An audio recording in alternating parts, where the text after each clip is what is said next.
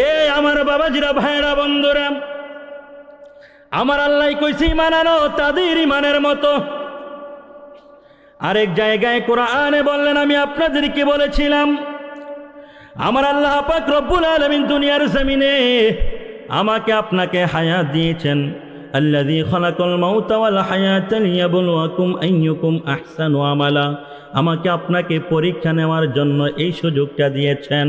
এই পরীক্ষা দেওয়ার জন্য আমরা যে আসলাম, এই পরীক্ষার হিসাব কিন্তু কবর থেকে শুরু হয়ে যাবে। কথা কোন ঠিক না বেঠিক?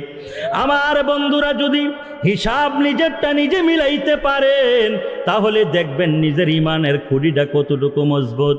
ইমানের খুঁটি যদি মজবুত না হয়, নরবরে যদি হয় রে বান্দা, তাহলে মরণে, কবরে, হাসরে, মিজানে, ফুলসিরাতে আটকাইয়া যাইবেন। এই জন্য ইমানটাকে মজবুত করার দরকার আছে না নাই? আমার বাবাজিরা, ভাইরা, বন্ধুরা, আপনারা প্রত্যেকে জানেন আমার আল্লাহ তাআলার সাথে শরীক করেছিলেন, নিজেকে প্রভু বলে দাবি করেছিলেন ফেরাউন। ওই মূসা পয়গাম্বরের সাথে জিনার যুদ্ধ বেঁধেছিল।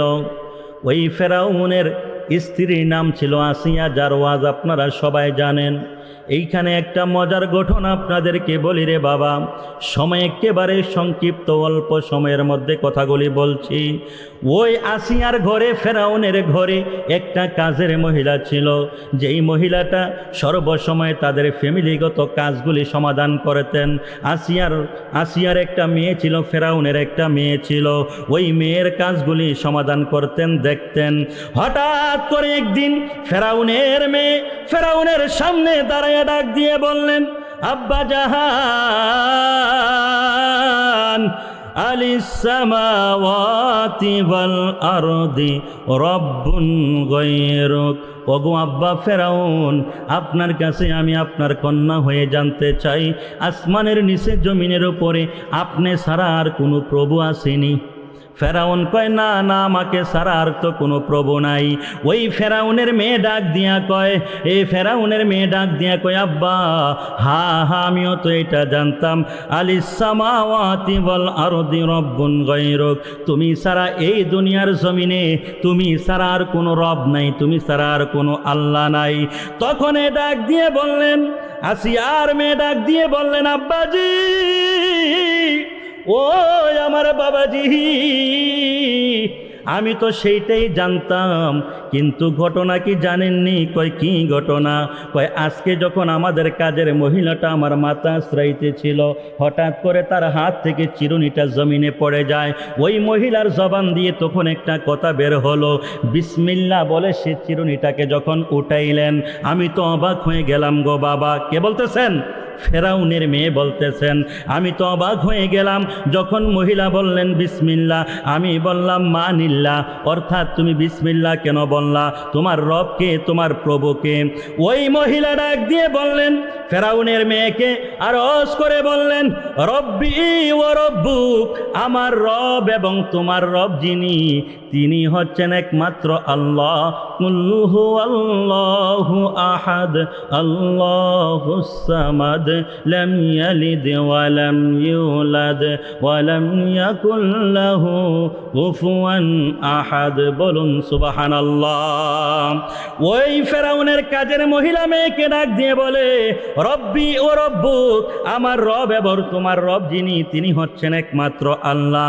ওই মেয়েটা তখন আবার ওই মহিলাকে ডাক দিয়ে বলতেছেন, আলা কি রব্বুন গায়রু আবিক, তোমার কাছে কি আমার বাবা ছাড়া আর কোনো রব আছে নাকি? আল্লাহু আকবার বলেন। ফেরাউনের মেয়ে বলতেছে, আমার বাবা ছাড়া তোমার কাছে আর কোনো রব আছে নাকি? কয়, আছে। তখন ওই মহিলাটা ডাক দিয়ে বললেন, ও মেয়ে, শুনে নাও, তোমার এবং তোমার বাবার রব যিনি, তিনি হচ্ছেন আমাদের আল্লাহ। জবান খুলে বলুন সুবহানাল্লাহ। ওই মহিলায় তখন ডাক দিয়ে বললেন, রব্বি ও রব্বু কি, ও রব্বু আবি কি, আমার রব, তোমার রব এবং তোমার রব যিনি, তিনি হচ্ছেন একমাত্র কে? আওয়াজ করে কোন না কে? আরে আমি গ্রামের ফোলা ফাইনাল লেগে ভাল লাগতেছে না? ভাল লাগে না? একটু আওয়াজ করে আমার সাথে সাথে বলুন, আমার আপনার রবের নাম কি? আওয়াজ করে বলুন, নাম কি? ওই মহিলাটার সন্তান ছিল 3 জন, 7 জন, 11 জন। কয়জন? 3 জন, 7 জন, 11 জন। 3টা বর্ণনা আছে, এর লেগে 3টাই কইলাম। কয়টা বর্ণনা? 3টা বর্ণনা আছে বন্ধুরে।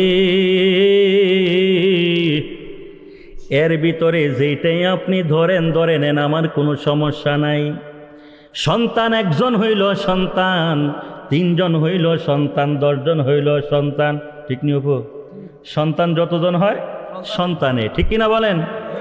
ওই মহিলার 3, 7, 11 3টা বর্ণনা পাওয়া যায়। 3, 7, 11 জন সন্তান ছিলেন, আপনি যেইটা ধরে নেন নিতে পারেন। ওই সন্তানদেরকে তখন ফেরাউন ডাক দিয়ে বললেন, মা তুমি কি বলো? এই কথা বুঝি বলছে? কয় হা। দলবল নিয়ে ওই মহিলাকে পাকড়াও করলেন, আটক করলেন। কইরা ডাক দিয়ে বললেন, কি গো তুমি বলে এমন কথা বলছ? তুমি বলছো তোমার রব আমার মেয়ের রব, আর আমার রব, তিনার নাম হচ্ছে আল্লাহ, তুমি আল্লাহ নামে বিশ্বাসী। ওই মহিলা বললেন, আমি আমার আল্লাহ নামে বিশ্বাসী হয়ে মুসা পয়গাম্বরের কালেমা পরে আমি ধর্ম গ্রহণ করে নিয়েছি। জবান খুলে বলা যাবে কি সুবহানাল্লাহ? এ আমার বন্ধুরা রে, অন্তরের কান লাগায়া দাও বাজান, এই কথাগুলি হৃদয়ে ধারণ করে নিয়ে যাও। কেন আল্লাহ পাক রব্বুল আলামিন যে বললেন, ইমান আনো আমিনু কামা আমানান নাস, তাদের মতো ইমান আনো, কাদের মতো? সেইটাই আপনাদেরকে বলতেছি। একবার লক্ষ্য করে দেখবেন তাদের ইমান আর আমাদের ইমানের মধ্যে পার্থক্য আছে না নাই? আওয়াজ করে আছে না নাই? আছে। এই জন্য আপনাদেরকে অনুরোধ করে বলছি, একটু ফারাকটা বুঝেন, ফারাকটা দেখেন। তারা ইসলামের জন্য, দ্বীনের জন্য জীবন বিলীন করেছে, আর আমি আপনি মানুষের কথা শুনে শুনে নিজের ঈমান বিলীন করতেছি। ঠিক কিনা বলেন? আবু জাহেল যখন বললেন, তুমি কি এক আল্লাহ বিশ্বাসী? ওই মহিলা বললেন, হ্যাঁ আমি এক আল্লাহ বিশ্বাসী। তখন ওই মহিলাকে ডাক দিয়ে বললেন, তোমার সন্তানগুলিকে তোমার সামনে আনবো। কেন আনবেন গো মালিক? এই জন্য আনবো যেন তোমার চোখের সামনে তোমার সন্তানগুলিকে আমি একদম দুনিয়ার জমিন থেকে বিদায় করে দিব, তারপরে যেন তুমি তোমার রবের ইশারা থেকে দূরে চলে আসতে পারো, রবের ধর্ম ছেড়ে যেন আমি আল্লাহকে রব মানো। ওই মহিলা ডাক দিয়া কয়, ওই মহিলা ডাক দিয়া কয়, ফেরাউন, ও ফেরাউন, নিজের ঈমান, নিজের জীবনটা তুই ঈমানের মাধ্যমে আল্লাহর দরবারে বিক্রি করে দিয়েছি। এইখানে ওই তখন ওই সময় ফেরাউন তার সন্তানগুলিকে সামনে আনলেন।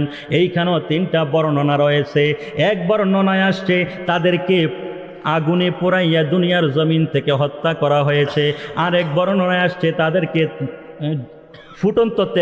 ফুটন্ত তেলের মধ্যে তাদেরকে রেখে তাদেরকে জীবন এই দুনিয়ার জমিন থেকে বিনাশ করা হয়েছে। আর একটা বর্ণনার মধ্যে আসছে তাদেরকে ফাঁসির কাষ্ঠের মধ্যে লটকাইছে। এই 3টা বর্ণনা পাইলাম, 3টা বর্ণনার কথা আপনাদেরকে বললাম। এখান থেকে যেইটা মন চাইডে আপনি দইরা নিতে পারেন।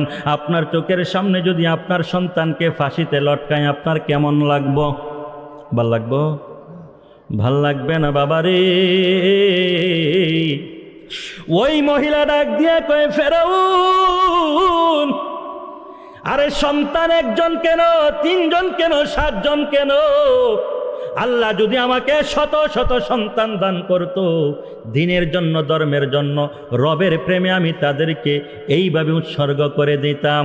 তাদেরকে যখন এই দুনিয়ার জমিন থেকে সন্তানদেরকে সংক্ষিপ্ত করে দিচ্ছি বাবা, সন্তানদের প্রাণ যখন দুনিয়ার জমিন থেকে চলে গেল, তাদেরকে যখন আগুনে পুড়াইয়া হোক, আর পানিতে তেলের মধ্যে ডুবাইয়া হোক, ফাঁসির কাষ্ঠের মধ্যে ঝুলাইয়া হোক, যেইভাবে হোক তাদেরকে যখন দুনিয়ার জমিন থেকে বিদায় করলেন, এইখানে একটা রেওয়ায়াত খুব শক্তিশালী, যেটা হচ্ছে তেলের মধ্যে সুবাইয়া তাদেরকে, ফুটন্ত তেলের মধ্যে সুবাইয়া তাদেরকে মেরেছেন। এ আমার বাবাজিরা, ভাইরা, বন্ধুরা, একজন মায়ের সামনে যদি এমন ঘটনা ঘটে, ওই মাটা কি আর সহ্য করতে পারবে? কি পারবে? আওয়াজ করে কন্যা পারবে? বাড়িঘর থেকে মামুনেরা মনে করবে আমার সন্তান মাহফিলে যায় নাই, স্বামী মাহফিলে যায় নাই, এটি কই শয়তানি করে আড্ডা মারতে আছে।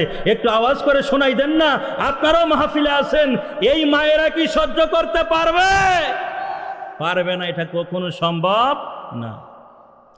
ওই মহিলাকে কঠিন নির্যাতন করলেন, মৃত্যুর শয্যায় যখন পড়ে গেলেন, ওই মহিলাকে তখন ডাক দিয়ে বললেন, ফেরাউন ডাক দিয়ে বললেন, তোমার কি চাহিদা আছে, তুমি কি চাও?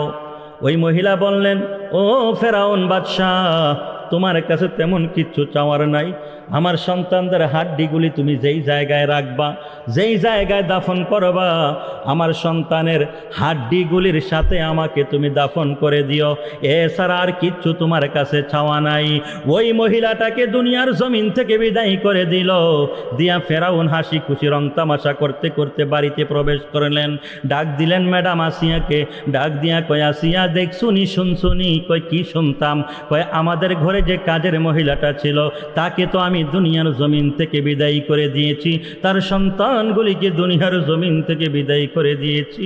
এ আমার বাবাজিরা, ভাইয়েরা, বন্ধুরা, আসিয়া ডাক দিয়া কয়, বাদশা রে, আমি জানি, আমি ওই যে দেখতে আসি আসমানের দিকে, যেই মাত্র তুমি ওই মহিলার প্রাণ পাখিটা এই দেহ থেকে বের হওয়ার জন্য তুমি যখন তাকে কষ্ট দিলা, ওই মুহূর্তে আসমানের ফেরেশতারা কারাকারি লাইগা গেছে, দলবদ্ধ হয়ে ঝগড়া পাসাদ সৃষ্টি করে দিয়েছে। কে না কে ওই মহিলার প্রাণ পাখিটা লইয়া আমার আল্লাহর দরবারে হাজিরা দিবে। জবান খুলে বলুন না আল্লাহু আকবার। আরেকটু আওয়াজ করে বলুন ইয়া রাসূলুল্লাহ।